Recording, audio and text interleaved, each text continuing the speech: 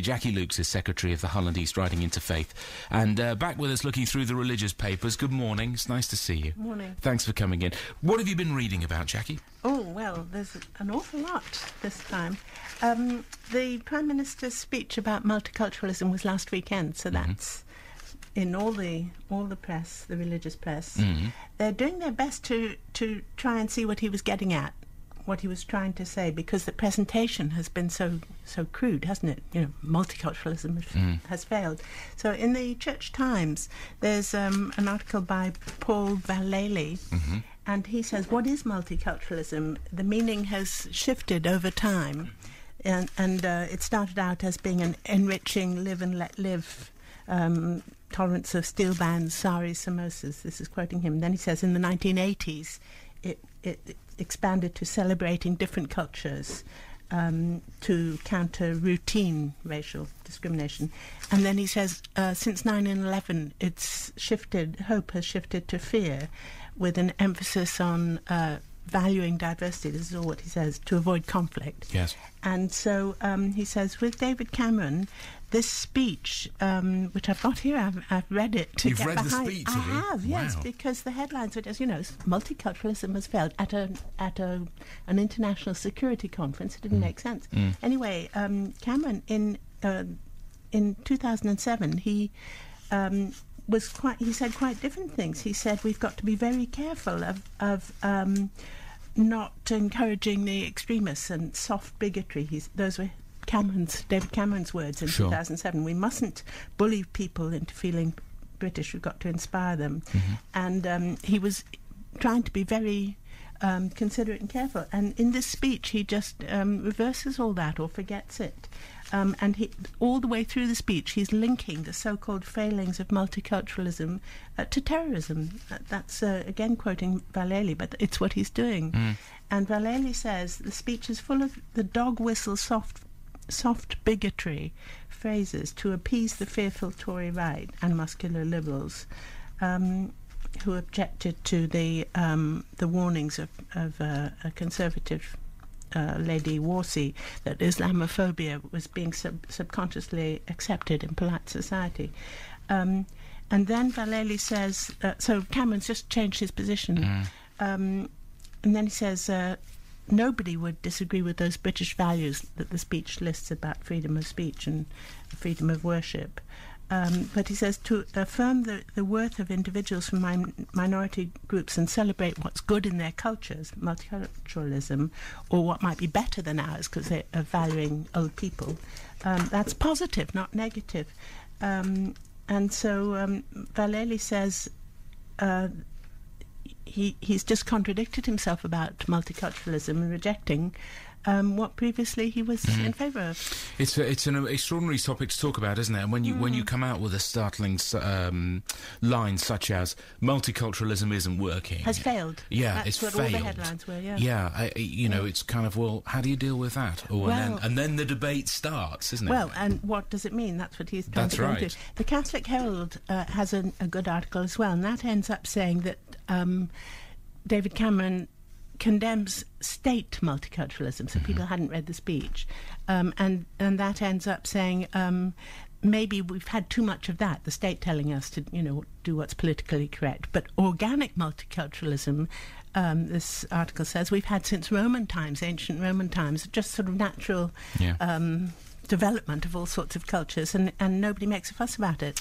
The Jewish Chronicle, just a third one on this, says everybody has multiple identity. You might be Jewish, Muslim or Christian and a Yorkshireman and an Englishman and all this. There isn't a problem. That's this natural thing, because the speech muddles up assimilation and integration, wanting everybody to be identical. To be the same, yes. Quite a muddle. Yes, absolutely. And then I noticed that the Jewish Telegraph had a whole page of recipes for the Chinese New Year from a Muslim Mongolian Chinese recipe book called Beyond the Great Wall, which it isn't making any deliberate point, but it just seems to me to illustrate this multiculturalism thing. And it's all about lamb and noodles and ginger, and it's just sort of what can we learn from everybody else. Absolutely. Okay, let's move on. What else have you been reading about? Big Society. Oh, that's come under that's controversial again, isn't it? Yeah. Come under the spotlight. All the religious press has some something to say. The Baptist Times has an article about debt advisors at the Citizens Advice Bureaus, and yesterday, Saturday, money was found Suddenly to keep money that appeared, going. didn't Yes, it? from, Yes, well, that's from right. the contingency fund, That's £27 right. million. So Yeah. that's something. The Methodist Recorder is also practical. And it has a very good letter from a lady in Horsforth, which I think is Leeds. And she says most volunteers are pensioners and they need their expenses reimbursed. And she says if they don't do this volunteering, there are two results. First of all, society loses their valuable work. And secondly, they're housebound. And so they become a problem, or maybe needing help from the NHS. So she says, for very little, you're getting a huge amount. Yes, yes. Which I thought was a good letter. Absolutely. Then the Church of England newspaper has something on the Big Society, which might be a joke. I just couldn't tell if it was tongue-in-cheek or not. Oh, right. Where an article says, got all these empty churches, libraries are being closed, why not move the libraries into the churches? Okay. And that would be using the church buildings instead of having trouble there. Yes. And then, of course, everybody will be keen to go in and help in a church in the way that they wouldn't in a sort of what was previously a council library. Maybe. I don't know whether he's serious or whatever. In fact, the Methodist Recorder does mention a church in the Wirral, which has been completely changed inside so that it's doing a lot of community-centred things for work, old, yes. young, disabled. It's everybody. increasingly the Well, using church buildings, I the think, is a use good of idea. churches, isn't it? Yes, that's yeah. right. That's right. Couple more very quickly from you. What have you got? Well, there's a brilliant article in the Universe, Catholic Universe, about gypsies and travellers because of the Channel 4 series, which it says is the most watched serious documentary series ever. Over 8 million. Yes, have you by seen accident, it? I saw it, yeah. I watched the first one by accident and I've been hooked. I just think it's absolutely fascinating. Extraordinary. Over 8 million people seeing it That's right. every week. My Big Fat Gypsy Wedding, it's called. And it's not fattest because it's No. making fun of this or taking it from My Big Fat Greek Wedding. Greek Wedding, that's right. So I that's thought right. the word fat. Yes. I think fat is referring to the size of the wedding dress rather than to the wedding dress wearer, the size of the everybody's discussing these issues about it. And he says, Simon Lee says in this article, are we welcoming gypsies and travellers?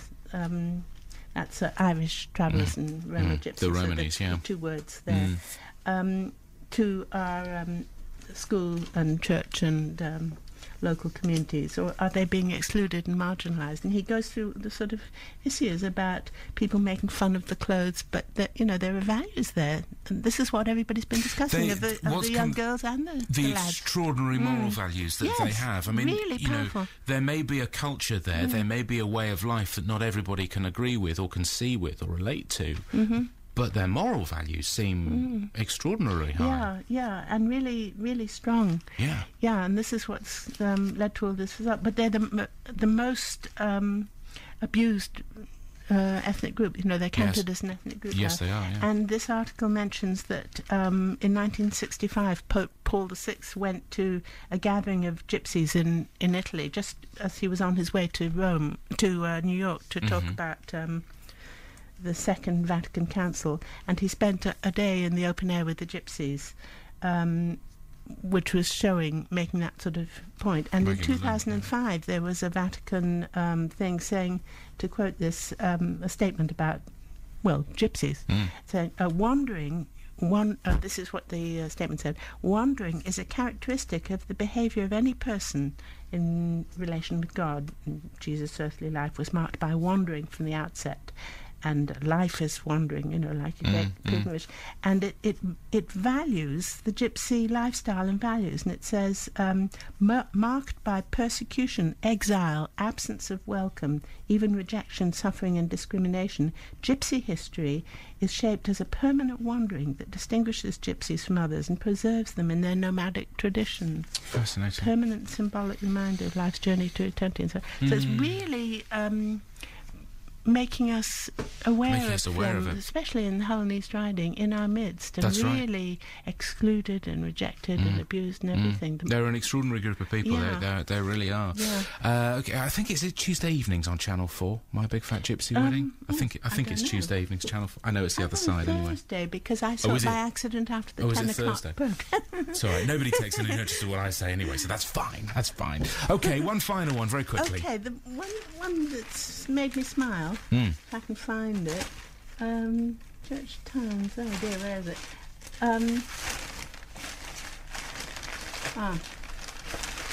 Well, here we are. There was the General Synod this week, and they want to modernise the language for baptism and funerals and things, but also baptism.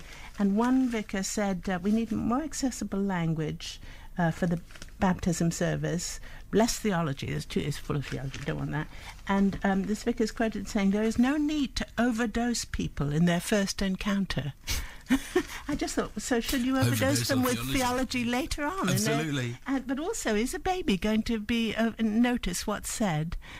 You know, in a baptism, I don't think it's going to be aware of how much theology. No, maybe not. Maybe not. That's a good point to leave us on. Listen, it's lovely to see you, Jackie. Thank you for coming in and having a look through the papers. Nice to see you. We'll see you again very soon. Jackie Luke, Secretary of Hull and East Riding Interfaith. Time to pause for thought then. Recorded recently for us by Anne McLaren.